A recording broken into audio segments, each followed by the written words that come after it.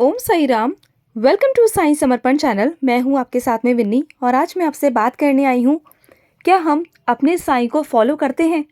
Follow करने का means है क्या हम अपने साईं की बातों पर अमल करते हैं, जो वो हमसे कहते हैं, जो करने को कहते हैं, क्या वो हम करते हैं।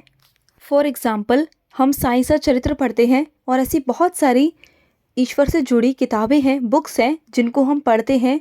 कुछ ग्रंथ भी हैं और उनमें बहुत सारे ईश्वर ने कुछ बातें कही हैं, तो क्या हम उन पर अमल करते हैं? नहीं ना।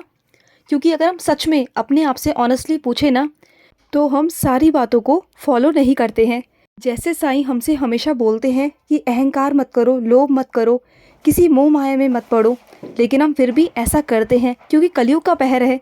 चाहते ना चाहते हम लोग इस सब में पड़ जाते हैं। फॉर एग्ज़ाम्पल, आपने देखा होगा जो पेड़ होता है ना, उस पेड़ पर जिसमें फल लगे होते हैं ना, वो हमेशा झुका हुआ होता है। वो वृक्ष हमेशा झुकता है क्योंकि वो सबको फल देता है। और दूसरी तरफ वो पेड़ जिस पर फल नहीं लगे होते ना, वो कभी भी झुका हुआ नहीं होता, वो एकदम स्ट्रेट होता है। और आप जानते हैं, जिस पेड़ के पास में फल होते हैं ना, वो पूर्ण रूप से ना गुणवान होता है, गुणी होता है। ऐसे ही हम इंसानों में भी होता है। जिस इंसान में गुण होंगे ना, उस इंसान में ना कभी भी अहंकार नहीं होगा। उसके अंदर माफ़ी मांगने की भी हिम्मत होगी और माफ़ करने की भी शक्ति होगी। कई बार ना कई रिश्तों में प्यार नहीं होता, सिर्फ निराशा होती है। उस वक्त ना हमें क्या लगता है ना कि हम ऐसे रिश्तों का क्या करें, क्योंकि ऐसे इंसानों से लड़ लें, झगड़ लें, बदतमीज़ी कर लेना, लेकिन उसके बावजूद भी उन्हें कोई फ़र्क नहीं पड़ता। वो जैसे कि वैसे रहते हैं। क्योंकि अगर हम उनके साथ बदतमीज़ी कर लें, कुछ फालतू बोल लें, तो क्या होता है, उन्हें कोई फ़र्क नहीं पड़ता, लेकिन बस हमारी आत्मा को सुकून मिल जाता है कि हमने ऐसा कर दिया। लेकिन कहते हैं ना, हमारे साईं हमेशा कहते हैं कि कभी भी किसी इंसान की आत्मा को रुलाना नहीं चाहिए। अगर कोई हमारे साथ बुरा कर रहा है ना, तो वहाँ से दूर हो जाओ, हट जाओ, लेकिन उनके साथ रहकर अपने आप को गलत मत करो। लेकिन हम क्या करते हैं, हम उनके साथ लड़ाई झगड़ा करते हैं। इससे क्या होता है, बस हमारी आत्मा को सुकून मिलता है और हमें लगता है कि हम बहुत अच्छा काम कर रहे हैं, लेकिन जो गलत है। हमारे साईं हमेशा यही सिखाते हैं कि हमेशा उन लोगों से दूर हो जाओ जो चीज़ें तुम्हें नकारात्मकता देती है ना, जो लोग नकारात्मक होते हैं, जो तुम्हें अपशब्द कहते हैं ना, उन लोगों से दूर हो जाओ। तो क्या हम वो फॉलो करते हैं? नहीं करते ना। अगर कोई हमसे एक कहता है ना, तो हम उसे दो कहते हैं। अगर कोई हमसे कुछ हमारे साथ कुछ गलत कर देता है ना, तो हमारे मन में बदले की भावना इंस्टेंट आ जाती है, जो नहीं आनी चाहिए। हमें हमेशा शांत और काल्म रहना चाहिए। कभी भी लड़ाई की भावना नहीं आनी चाहिए आपके मन में। साईं क्या कहते हैं कि सब कुछ मुझ पर छोड़ दो, मेरे चरणों में छोड़ दो, मैं हूँ, मैं सब देख लूँगा। वो साईं बैठे हैं ना, वो साईं सब कुछ कर लेंगे। जो ये ज़िंदगी है ना, ये उनके हाथ में है। अगर हमसे कोई अच्छे से पेश नहीं आता ना, तो जाने दीजिए, ऊपर वाला है, वो करेगा सब कुछ, क्योंकि हमारे बिगड़े हुए काम भी वही बनाता है ना। अगर हमारे साथ कुछ बुरा कर रहा है, कोई बुरा व्यवहार कर रहा है ना, उसके बावजूद भी अगर आप उसे इज़्ज़त दोगे, आप उस इंसान की इज़्ज़त करोगे ना, तो आपके साईं भी खुश हो जाएंगे।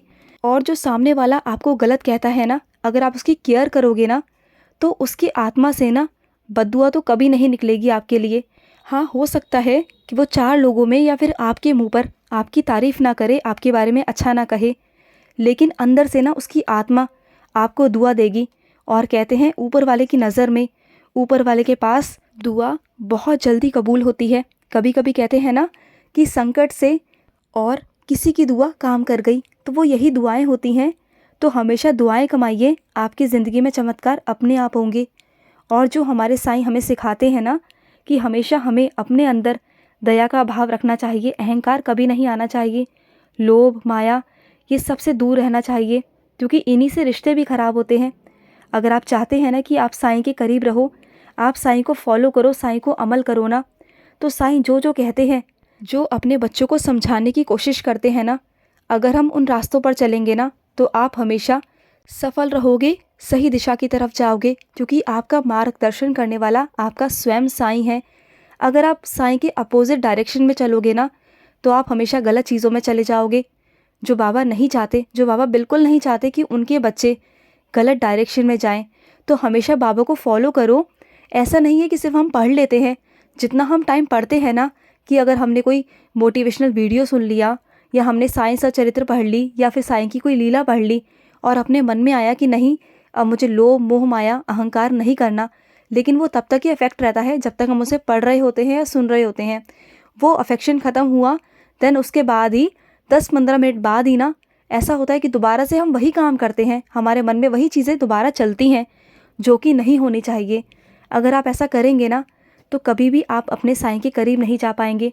हम मन ही मन सोचते हैं कि हम साईं के बहुत क्लोज़ हैं, हम साईं की सारी बातें मानते हैं, तो क्या हम सच में साईं की सारी बातें मानते हैं? नहीं, क्योंकि साईं जो हमें सिखाना चाहते हैं, जो हमें बताना चाहते हैं ना, हम उनको पूरी तरह फॉलो नहीं करते हैं। अगर आप किसी भी ईश्वर को मानते हैं ना, तो हर ईश्वर के अलग अलग नियम हैं, अलग अलग कानून हैं।